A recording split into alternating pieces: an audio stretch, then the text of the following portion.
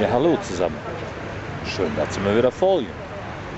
Heute zu der Folge, wie das Schokoladenmuseum nach Köln kam. Der Weg der Schokolade hier nach Köln, das ist ein ganz langer Weg. Der geht auch über Umwege, aber trotzdem ist die Schokolade hier in Köln natürlich erfunden worden. Und ja, es ist nicht so, dass wieder alles bei den Römern anfing, oder? Oder war das doch so? Na gut, also jetzt muss ich mal zurückdenken, ne? Als das Agrippina mit dem Klüngelus zusammen Spaß hatte, ne? Also zu der Zick, da hatten die auch was Süßes, aber das war Honig. Ne? Also ob Latein, Lötschus, ne? Ja, so, das haben wir jetzt schon einmal erwähnt. So, jetzt machen wir den Sprung von den Römern zu den Franken, ne?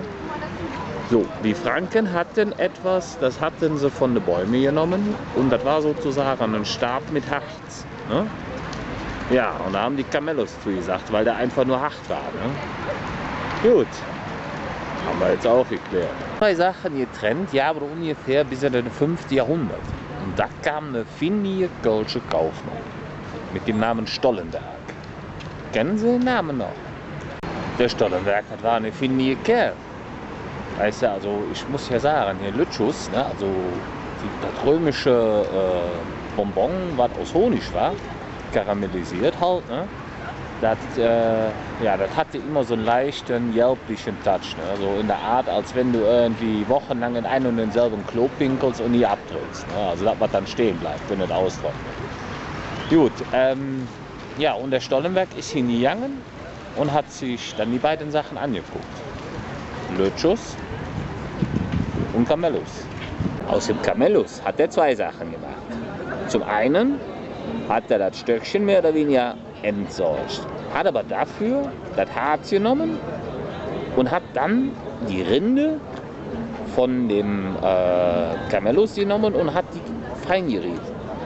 Ne, mal Natur, mal vorher in das Feuer gehalten, dass es ein bisschen dunkler wurde. Ja, und diese beiden Farbtönungen hat er dann benutzt. Die etwas dunkler war, also die von dem gerösteten, hat er dann mit dem Harz zusammen untermengt und hat das erstmal trocknen lassen. Hat das in lange Bahnen gezogen und er hat der Köhes zugesagt. Ja, und mit den naturbelassenen ist er hingegangen und hat sich dann das Lötschus genommen, hat da genau dasselbe gemacht, hat das mehr oder weniger abgerieben, das Camellus, also das bräunliche, naturfarbene, und ist dann hingegangen, hat das auch gerieben, hat das untergemengt mit dem Honig, hat das Ganze wieder karamellisiert und hat das Ding Lötschkamell genannt. So hatte mir dann zwei Dinge, also die er erfunden hat. Zum einen den Köhes und zum anderen die Lötschkamell. Aber wir sind hier für die Schokolade. Doch geschichtlich ist das bis zur Schokolade noch eine weite Weg, weil wir sind ja jetzt erst im 8. Jahrhundert, haben gerade die Römer und die Franken hinter uns und befinden uns jetzt im Mittelalter. So, jetzt machten aber die Franzosen den ersten Schritt in diese Richtung. Die Russen kamen von der anderen Seite und die Engländer kamen sozusagen halb aus westöstlich. Ne? Gut, was haben die uns alle mitgebracht? Ziemlich viel Trouble.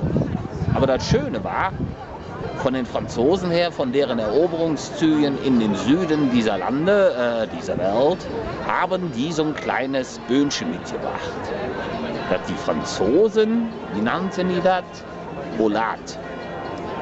Und das haben die mit hier nach Köln gebracht. Die Franzosen waren so begeistert von Olat, dass die zum Frühstück genommen haben. Ne? Also die haben dann praktisch das Böhnchen, was sie da hatten, neben dem Stück Wasser oder Kaffee, je nachdem, oder Wein, was sie getrunken haben, an den Tisch gelegt und dann immer nach einem Schluck Wasser so ein Böhnchen gekaut und hat damit Wein nachgespült. Fanden die toll, da kann ich ja nichts dran finden.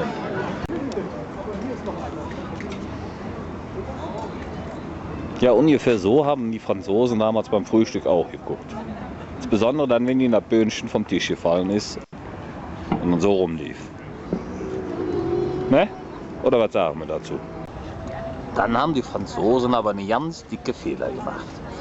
Die sind nämlich hingegangen und haben irgendwann einen von der Stadtverwaltung, wo inzwischen natürlich dann auch einer von den Stollenbergs drin war, zum Frühstück eingeladen. Der sah das Böhnchen, hat sich dann eingesteckt und hat gedacht, da mache ich was draus. Ja, das Stollenwerk, da sind wir wieder bei den Stollenwerks. Ne? Was hat der gemacht? Ne?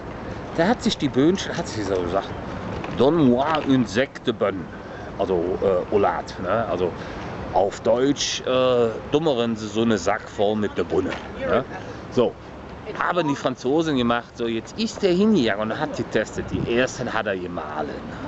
Kam nichts bei rum, war nichts. Ne?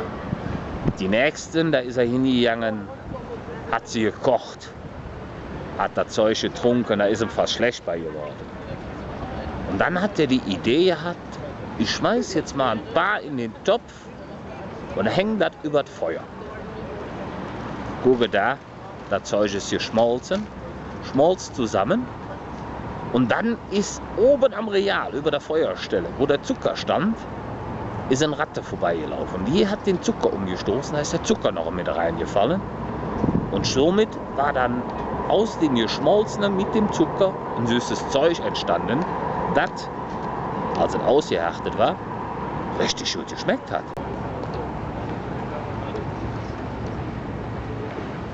Hey, weißt du was?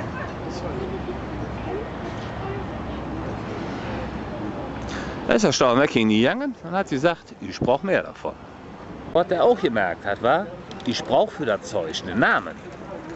Ja, Olat haben die Franzosen genannt. Als der Zucker runtergefallen ist, war das Erste, was der Stollenwerk gesagt hat, Sch für Scheiße. Das hat er übernommen, hat das auf die Olat, ne? Ja, und auf einmal hatten wir, was? Schokolade. Und somit war die Schokolade erfunden, hier in Köln und das im Mittelalter. Das können Sie hier in Köln im Schokoladenmuseum erfahren. Er nennt sich jetzt immer Schokoladenmuseum. Ja, aber was sind schon Namen? Namen sind Schall und Rauch. Die Geschichte ist es, die wichtig ist. Und die erfahren Sie dann hier. Und genauso süß, wie das kleine alte Schiffchen hier in die großen aussieht, genauso süß und lecker ist es, wenn Sie sich ein kleines Stück Schokolade nehmen. Das Museum hat damit nichts zu tun, dass Sie das lecker finden. Das ist der Stollenwerk schuld. Was das Museum aber für Sie tun kann, ist, es kann Ihnen zeigen, wie so etwas hergestellt wird. Es kann Sie durch die Geschichte führen, der Schokolade, und es kann dafür sorgen, dass Sie sich eine Stunde bis zu einem Tag, je nachdem, wie lange das bei Ihnen anhält, damit wohlfühlen. Ja, und das war jetzt sozusagen fast die Geschichte, wie das Schokoladenmuseum nach Köln kam. Das ist ein Boot, das heißt Deutsches Eck. Kommt wohl unten aus der Kante von Koblenz. Das Deutsche Eck hat ja ein bisschen was mit den Preußen zu tun. Wir haben ja gerade sozusagen vom Mittelalter der Franzosen jetzt ausgelassen nochmal. Also die Franzosen mit Napoleon, die im 17. Jahrhundert hier waren. Die vorher hatten wir ja schon mit drin. Und sind jetzt bei den Preußen angelangt.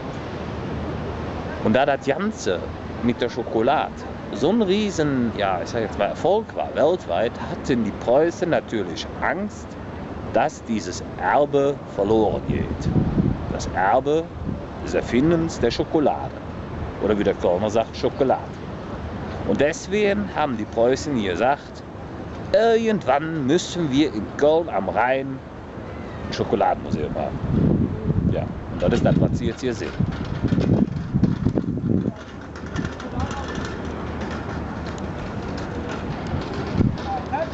Jetzt wissen Sie, wie es war, wie das Schokoladenmuseum nach Köln.